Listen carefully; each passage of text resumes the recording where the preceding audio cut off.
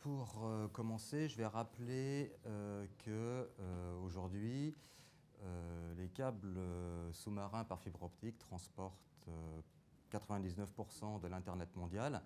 Ceci grâce à trois propriétés essentielles qui sont d'une part leur fiabilité. Ces câbles sont conçus pour fonctionner 25 ans sans panne. Deuxième propriété, leur portée.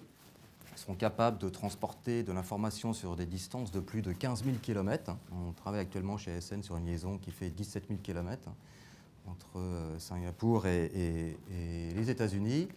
Et enfin, troisième grande propriété, leur très grande capacité de transmission qui atteint 20 terabits par paire de fibres et donc 300 terabits pour un câble qui comporte 16 paires de fibres. Il faut voir que le câble Amitié qui est déployé en cours de déploiement actuellement entre les États-Unis et l'Europe comporte 16 paires de fibres. Alors pourquoi on parle de paires de fibres?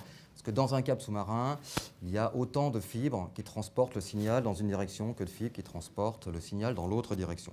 Donc vous verrez dans la suite de l'exposé l'acronyme souvent FP pour Fiber Pair.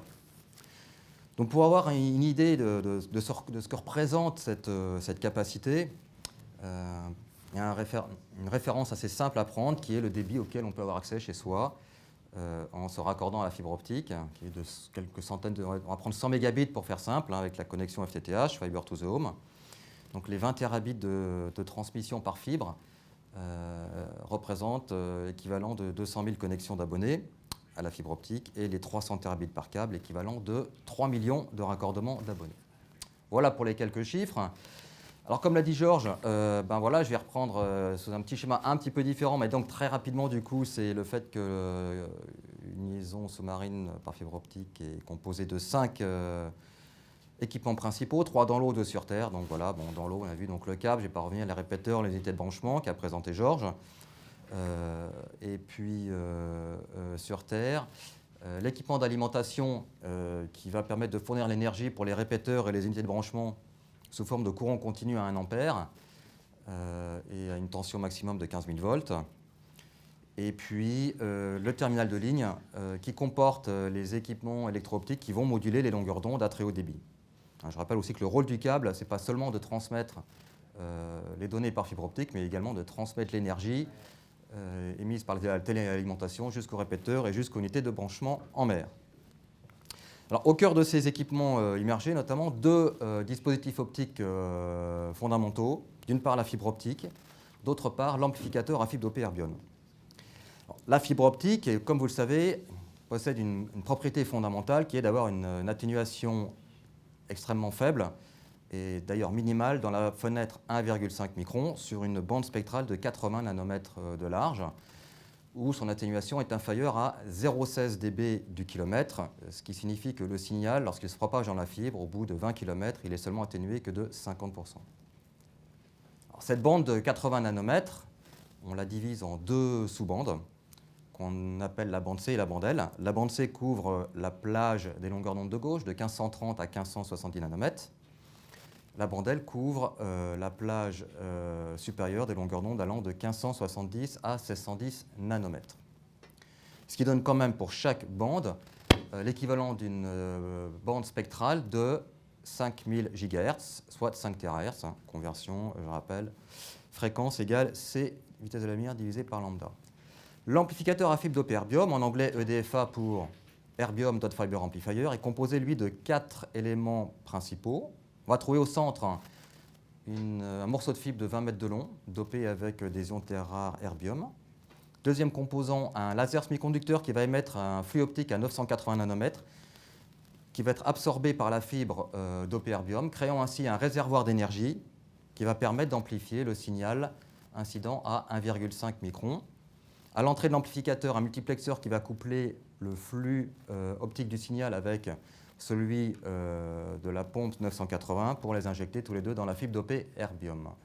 En sortie de l'amplificateur, un égaliseur de gain optique qui permet d'obtenir une amplification uniforme sur la totalité de la bande C de la fibre optique. Alors, on peut aussi optimiser un EDFA pour amplifier la bande-L, ce qui se fait du reste dans les liaisons sur Terre, terrestres par fibre optique. Mais un amplificateur à fibre dopée erbium ne peut pas amplifier à la fois la bande C et la bande L. Il faut choisir. Dans les réseaux sous-marins, nous avons choisi d'optimiser les amplificateurs optiques pour amplifier la bande C. Ça nous permet quand même de mettre à disposition des utilisateurs une bande spectrale qui dépasse les 4 THz, ce qui est quand même 10 000 fois la bande spectrale aujourd'hui allouée en 2020 à la dernière génération de téléphonie mobile 5G qui est seulement de 400 MHz. Alors, avant, on pourrait vous montrer une photo de ce que c'est qu'un amplificateur à fibre dopée erbium. Ce n'est pas un répéteur, hein, c'est un amplificateur qu'on utilise dans nos laboratoires chez Alcatel Submarine Network pour les essais de transmission. On voit les photos qui montrent un petit peu la fibre optique, la fibre dopée erbium dans la bobine, un isolateur optique pour protéger l'amplificateur des réflexions. On voit également le multiplexeur qui va multiplexer le signal avec le laser de pompe, le signal de pompe à 980 nanomètres. L'égaliseur de gain, lui, se trouve de l'autre côté du plateau, il n'est pas visible. Ce qui fait vraiment la grande propriété de ces amplificateurs à fibre dopée erbium, c'est leur fiabilité, qui est due au fait notamment que le signal amplifié ne traverse que des composants optiques passifs.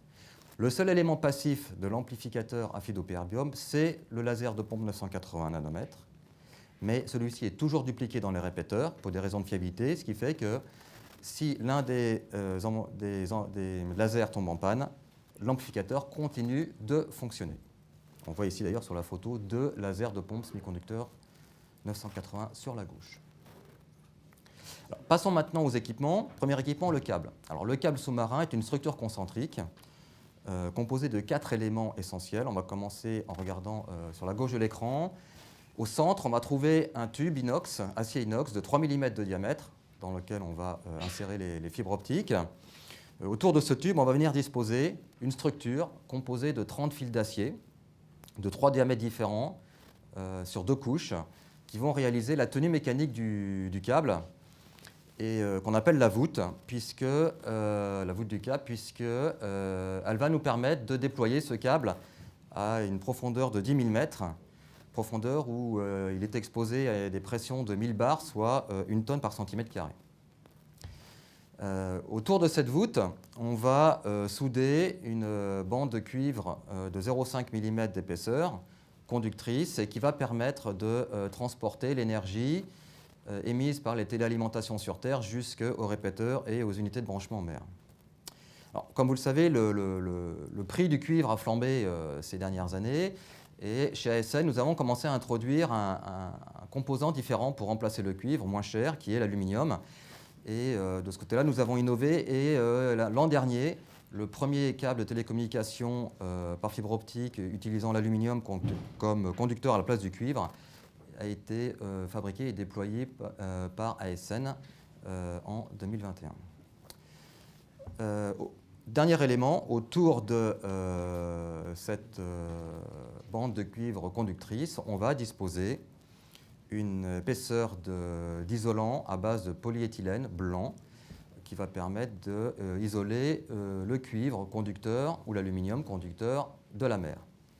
On obtient alors le câble que vous avez à la droite de l'écran, qui fait 17 mm de diamètre et qu'on peut déployer tel quel dans les eaux profondes où il ne risque pas d'être agressé.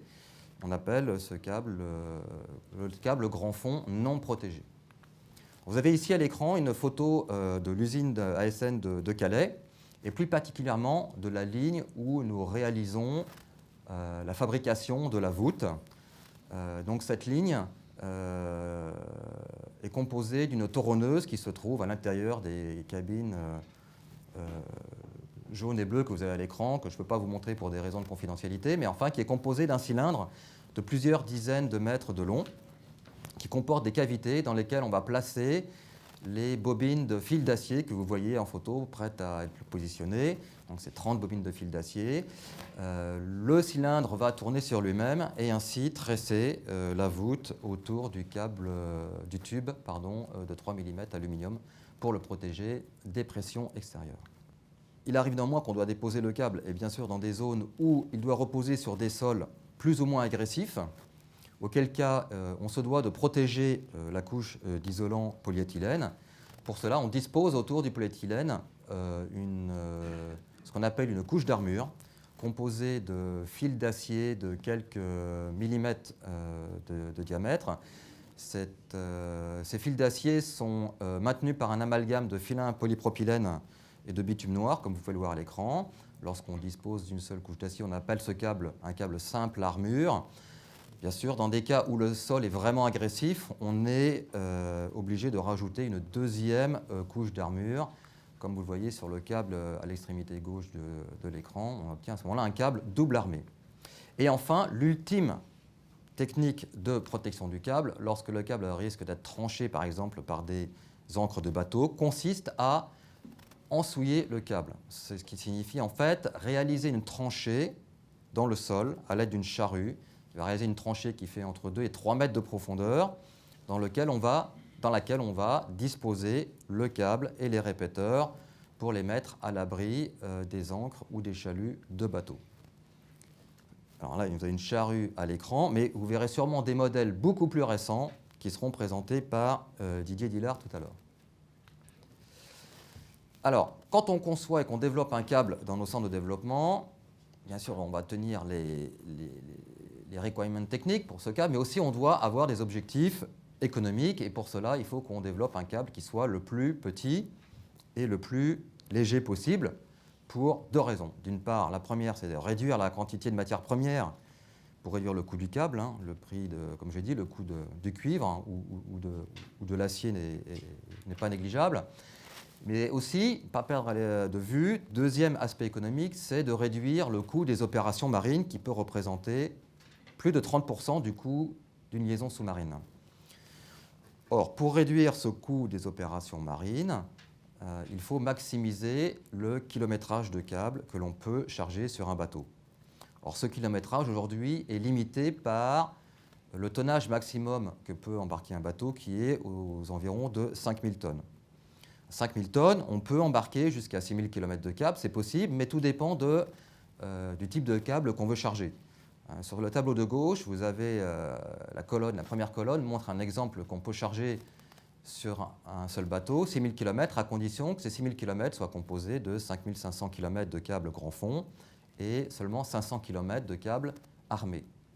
Si maintenant je dois échanger 500 km de câbles grand fond contre 500 km de câbles double armé, on va dépasser pour les 6000 km au total les 6000 voire 6500 tonnes. Et il faudra un deuxième bateau pour charger cette liaison.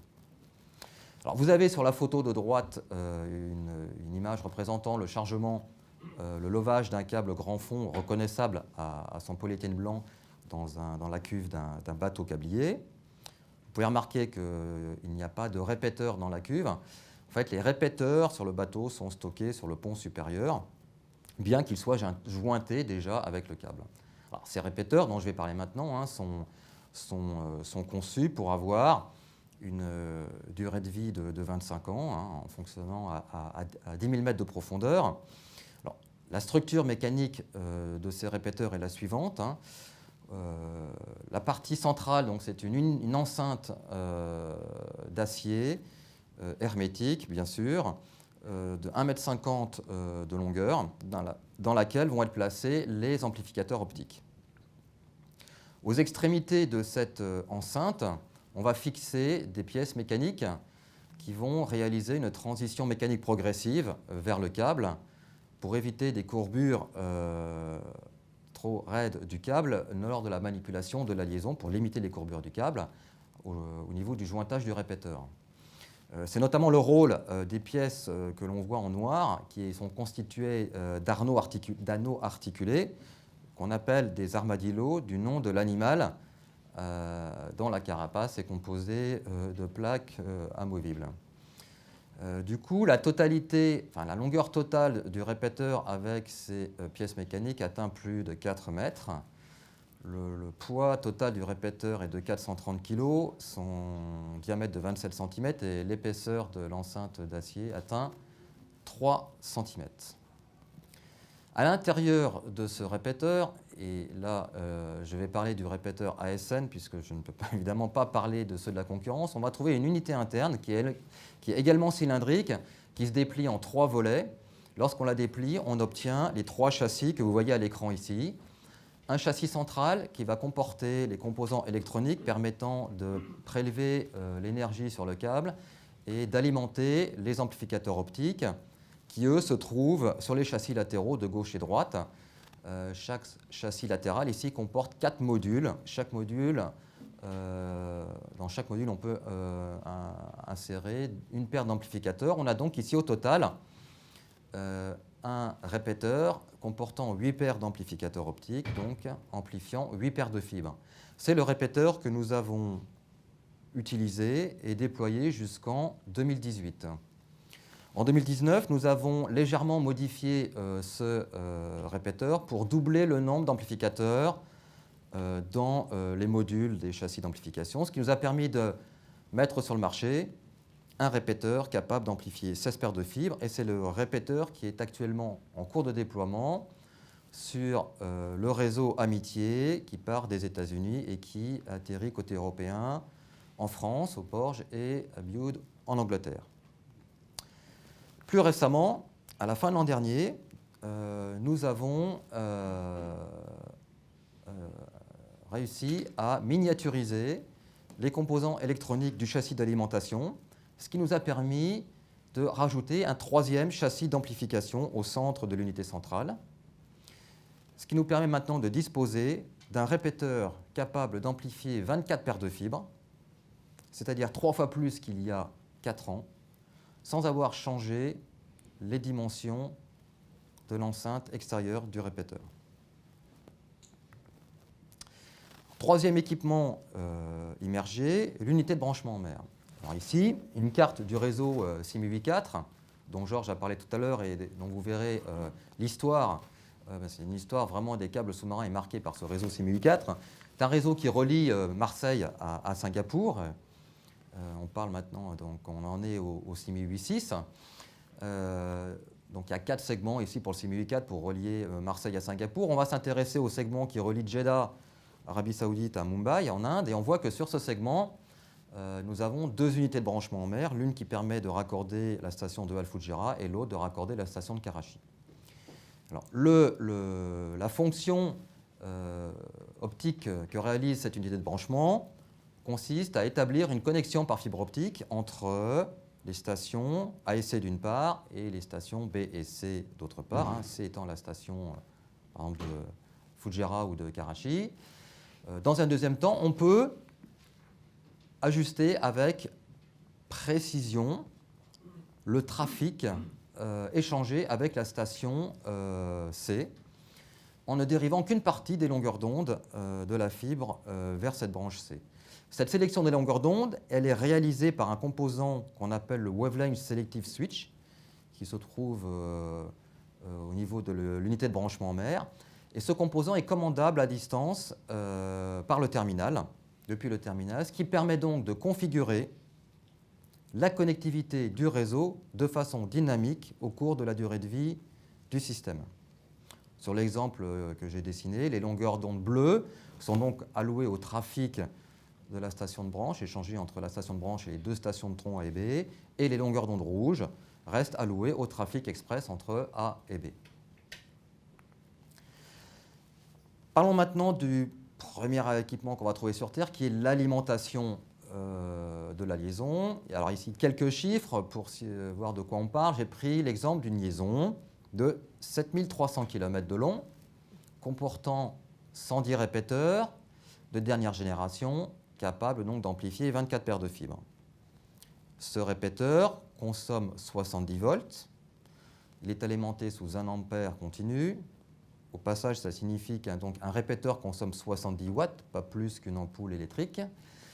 La résistivité du câble est de 1 ohm du kilomètre, ce qui signifie que pour alimenter la totalité de cette liaison, on aura pour les 110 répéteurs une consommation totale de 110 fois 70 égale 7700 volts, et que le câble va consommer à 1 ohm du kilomètre 1 ampère sur 7300 km, 7300 volts. Donc au total, on va devoir alimenter le câble à 15 000 volts. Ces 15 000 volts sont fournis par deux équipements de téléalimentation placés aux deux extrémités du câble. Une a un potentiel positif, l'autre un potentiel négatif. Le retour de courant s'effectue par la mer. On équilibre à peu près les deux potentiels des alimentations aux deux extrémités. Et sur le schéma, j'ai mis exactement les deux mêmes valeurs, 7500 volts, mais ça fonctionne très bien si on met 5000 volts d'un côté, 10 000 volts de l'autre. L'essentiel étant que la différence de potentiel soit bien égale aux 15 000 volts nécessaires pour alimenter la totalité de la liaison.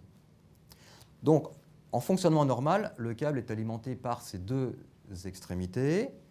Mais en fait, on va voir que, donc je repars du cas nominal ici où je prends une liaison nécessitant une alimentation de 12 000 volts, qui, donc en fonctionnement normal, est alimentée par ces deux extrémités. Néanmoins, afin de garantir la continuité du trafic en cas de court-circuit entre le conducteur du câble et la mer, la liaison doit pouvoir fonctionner en étant alimentée que d'un seul côté par une seule de ses extrémités. En effet, ce qu'il faut savoir, c'est que la grande majorité des endommagements d'un câble sous-marin n'impactent pas l'intégrité des fibres optiques, mais se traduit par une détérioration de la couche d'isolant du polyéthylène du câble, ce qui provoque un court-circuit entre le conducteur du câble et la mer. L'intégrité des fibres étant maintenue, on garantit en tant que fournisseur à notre client que le trafic va être maintenu. Donc lorsqu'on a un court-circuit en mer, à ce moment-là, un mécanisme se déclenche automatiquement.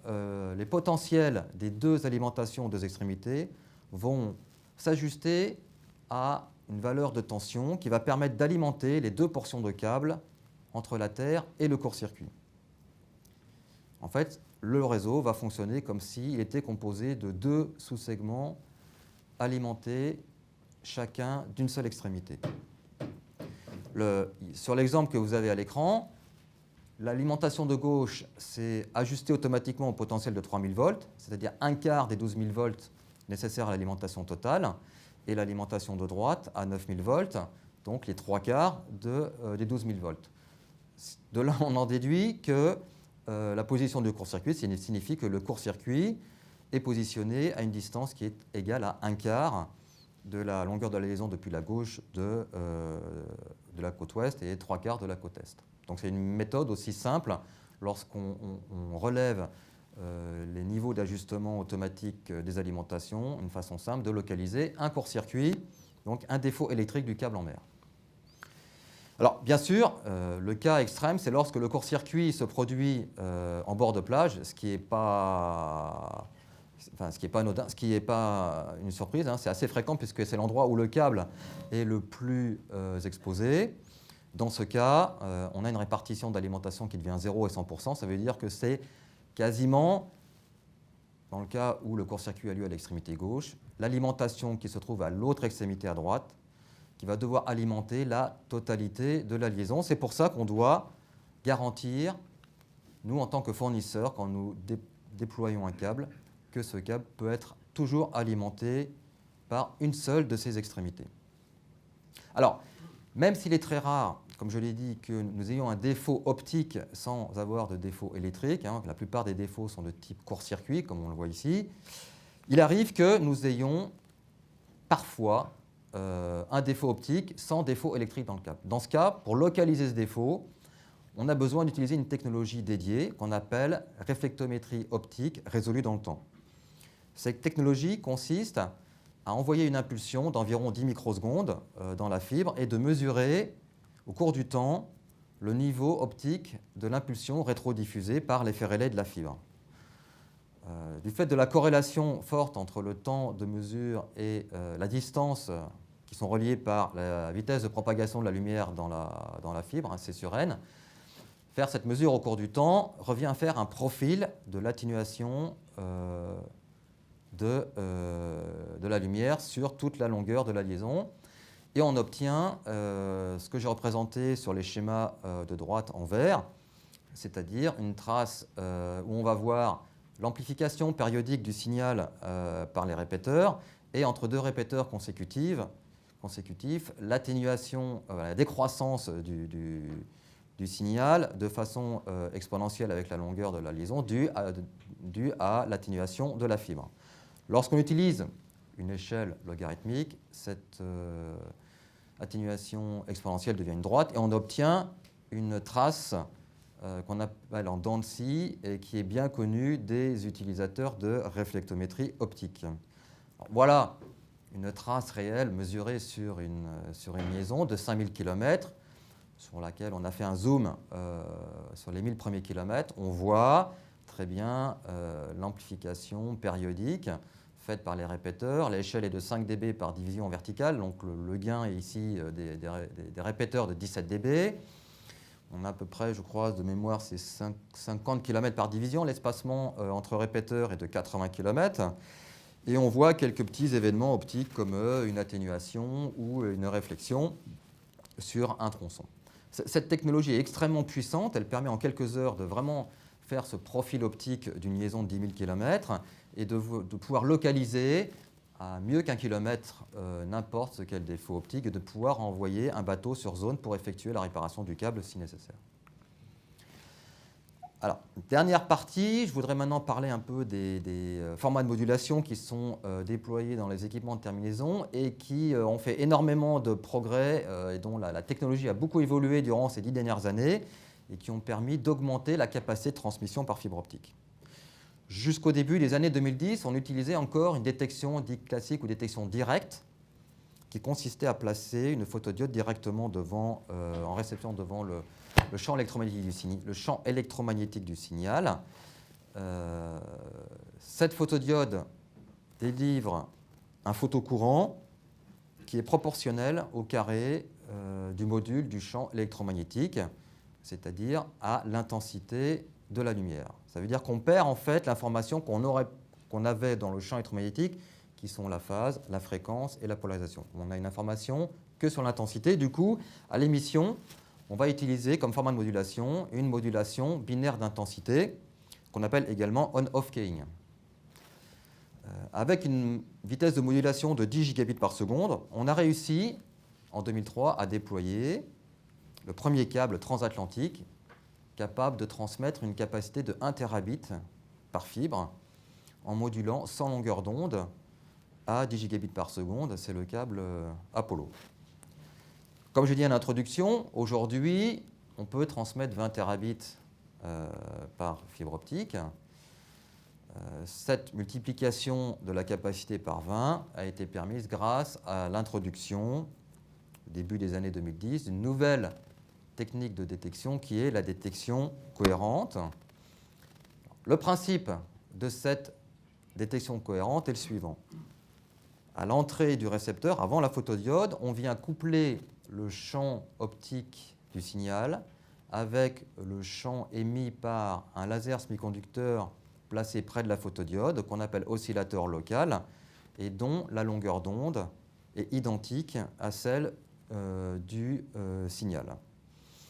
La photodiode va réaliser son processus quadratique de détection et calculer le carré du module de la somme des deux champs et livrer donc 3 termes de photocourant, les 2 premiers donnant l'intensité lumineuse du signal et de l'oscillateur local. Celui qui nous intéresse ici, c'est le 3e, à savoir le double produit, qui est proportionnel au champ électromagnétique du signal et qui va nous donner donc accès maintenant à 2 paramètres auxquels nous n'avions pas accès avec la détection directe, qui sont la phase et la polarisation du signal. Et nous allons utiliser ces 2 paramètres pour augmenter la capacité de transmission dans le même encombrement spectral que utilisé dans la modulation binaire d'intensité. Alors voilà, en fait, on va transposer dans le domaine de l'optique ce qui est utilisé depuis des années dans le domaine de la radio. Donc ici à l'écran, sur la droite, 2 formats qui sont utilisés maintenant depuis plusieurs années dans les réseaux sous-marins. Juste rappeler à gauche, pour mémoire, ce qu'on avait avant avec la détection directe, la modulation binaire d'intensité donc à 2 états que l'on code sur un bit qui prend la valeur 1, 0 suivant que la lumière est éteinte ou allumée. Ce qui veut dire que lorsqu'on module à une vitesse de 10 gigasymboles par seconde l'état du signal, on revient transmettre 10 gigabits par seconde. Maintenant, si on regarde à droite ce qu'on peut obtenir avec la détection cohérente, qui est sensible à la phase du signal, on peut transmettre donc, on peut moduler le signal avec une modulation de phase à plusieurs états. Par exemple, en QPSK, qui signifie Quaternary Phase Shift Keying, on a donc une modulation à 4 états de phase que l'on représente par 4 symboles et qui est réparti sur un cercle dans le plan complexe. Chaque symbole est codé sur 2 bits. Le premier va donner la position du symbole par rapport à l'axe des abscisses, le second par rapport à l'axe des ordonnées. Donc chaque symbole transmet 2 bits. En modulant la lumière, le champ électromagnétique à la vitesse de 10 gigasymboles par seconde, 10 gigabaux, on transmet à ce moment-là 20 gigabits par seconde dans le même encombrement spectral. On a donc doublé la capacité transmise dans le même encombrement spectral par rapport à la détection, à la modulation binaire. Autre format utilisé, le 8QAM, cette fois, c'est du Quaternary Amplitude Modulation. On utilise 2 niveaux d'amplitude et 4 états de phase par niveau d'amplitude. On a donc 8 symboles. Chaque symbole est codé sur 3 bits. Le premier bit permet d'identifier le niveau d'amplitude sur lequel se trouve le symbole. Les 2 bits suivants, l'état de phase parmi les 4 possibles sur ce niveau d'amplitude. Un symbole transmet 3 bits. Une vitesse de modulation de 10 gigasymboles par seconde permet de transmettre 30 gigabits par seconde. On a donc triplé la capacité de transmission dans une bande spectrale de 10 GHz. Alors, deuxième paramètre dont j'ai parlé tout à l'heure, auquel on a accès avec la détection directe et qui va nous permettre, avec la détection cohérente, pardon, et qui nous permet d'augmenter la capacité de transmission, c'est la polarisation. On va en fait doubler la capacité de transmission en utilisant une technologie qu'on appelle multiplexage de polarisation, en anglais PDM pour Polarization Division Multiplexing. Cette technique consiste à moduler séparément les 2 axes orthogonaux de polarisation de la lumière, l'axe vertical et l'axe horizontal. Dans l'exemple à l'écran, donc l'axe vertical de polarisation est modulé au format QPSK à 20 gigabits par seconde. L'axe horizontal est également modulé à 20 gigabits par seconde au format QPSK. On obtient en totalité une longueur d'onde qui porte un débit de 40 gigabits par seconde, donc modulé au format PDM QPSK. Alors pour valider le type de format de modulation que l'on peut transmettre en fonction de la distance sur une liaison par fibre optique, nous réalisons chez ASN dans nos laboratoires, qui sont équipés de 200 amplificateurs et de plus de 30 000 km de fibres, des tests de transmission sur des liaisons vraiment représentatives de ce qu'on peut pouvoir mettre dans l'eau. Ici, par exemple, l'an dernier, nous avons effectué un test sur une liaison de 6 000 km en cascadant 110 amplificateurs avec 110 bobines de fibres de 55 km. Et nous avons démontré que nous pouvions transmettre une capacité de 18 terabits sur ces 6 000 km en modulant 60 longueurs d'onde à 300 gigabits au format PDM 8QAM.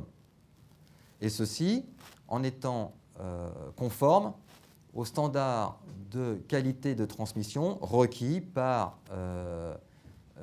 les standards des réseaux sous-marins, qui est un taux d'erreur binaire inférieur à 10-13, ce qui signifie moins d'un bit erroné tous les 10 000 milliards de bits.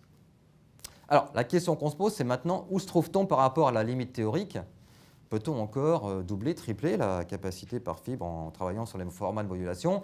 La réponse est non. En fait, Claude Shannon a émis une théorie, et d'après cette théorie de Claude Shannon,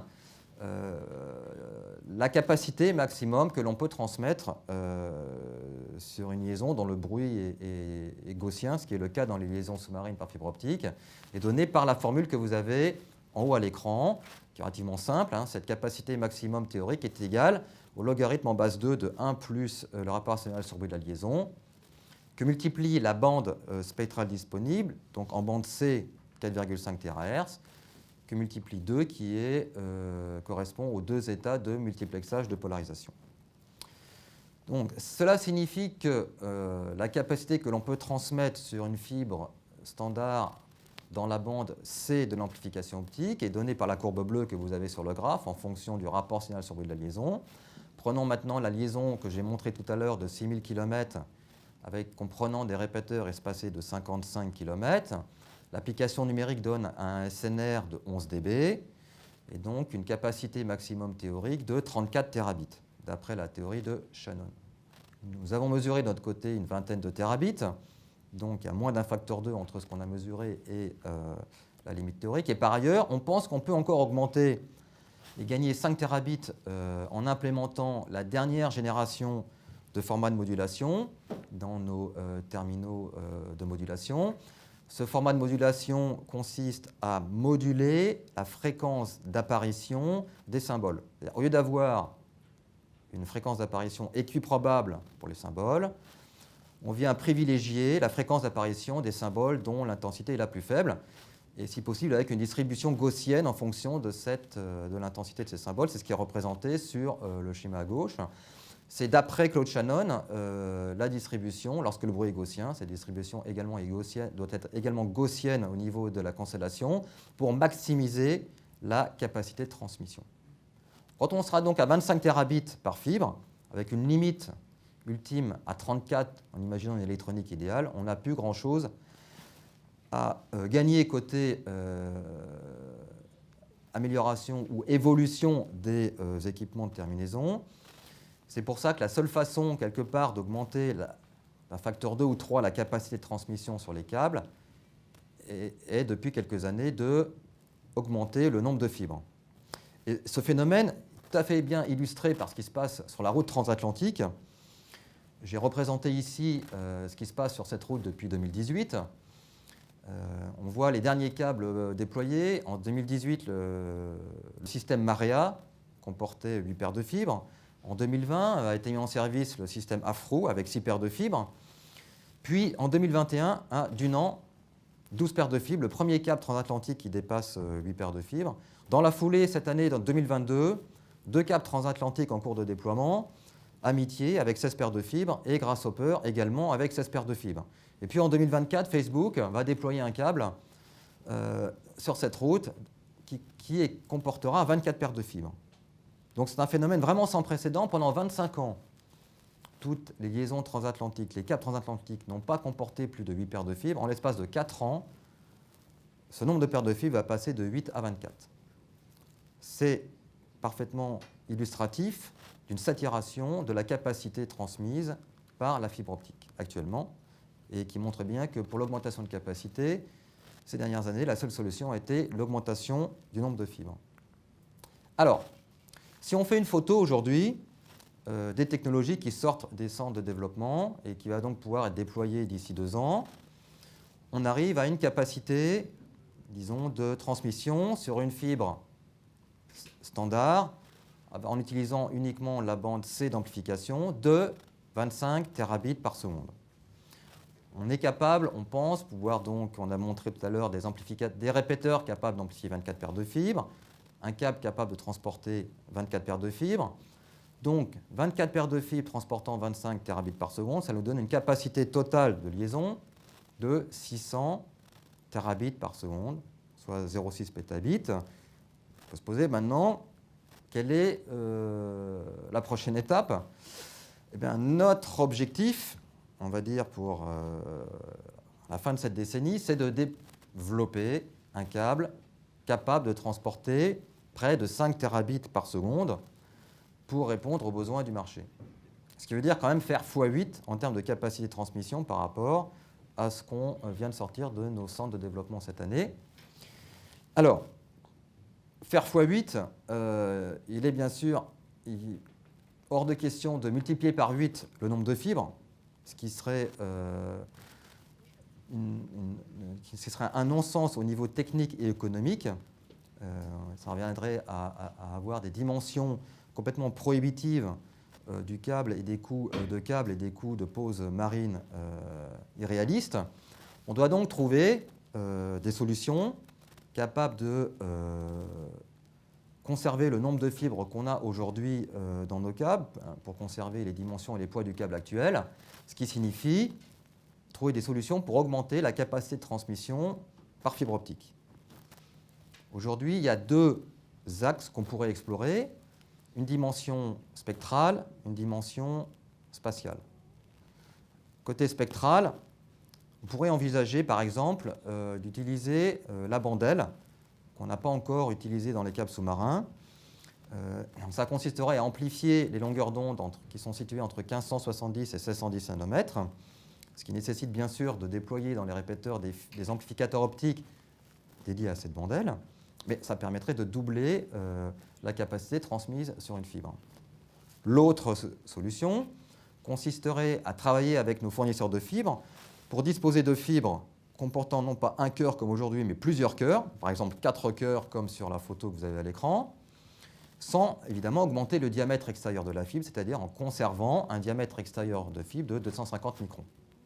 On pourrait donc par exemple, en combinant ces deux techniques, 2 bandes d'amplification, 4 cœurs, multipliés par 8 donc la capacité optique, ce qui nécessitera néanmoins de multiplier par 8 les capacités d'amplification, et donc de multiplier par 8 la consommation électrique de cette liaison. Et là, on va être au-devant d'un autre défi. Aujourd'hui, nos câbles sont alimentés à 15 000 volts. Si on garde les architectures et les techniques de consommation d'alimentation actuelles, multiplié par 8 reviendrait à dépasser 100 000 volts en termes d'alimentation des équipements immergés, ce qui n'est pas réaliste. Donc l'innovation ne va pas se trouver simplement au niveau des aspects optiques, mais on va également devoir innover en termes d'alimentation et consommation électrique, et donc réfléchir peut-être out of the box, comme on dit, et trouver des idées très innovantes. Et je vais conclure en fait mon exposé par ce dernier transparent, qui est un article de presse qui est paru dans Ouest France, et qui est une très bonne image de ce qu'on peut imaginer faire pour résoudre ce problème d'alimentation des câbles à très haut débit. Pourquoi maintenant ne pas imaginer alimenter nos câbles non pas seulement que par leurs extrémités, mais également en plein milieu de la mer, par des bouées qui viendraient prendre leur énergie au niveau des mouvements de la mer, au niveau de la houle, également au niveau de l'énergie solaire.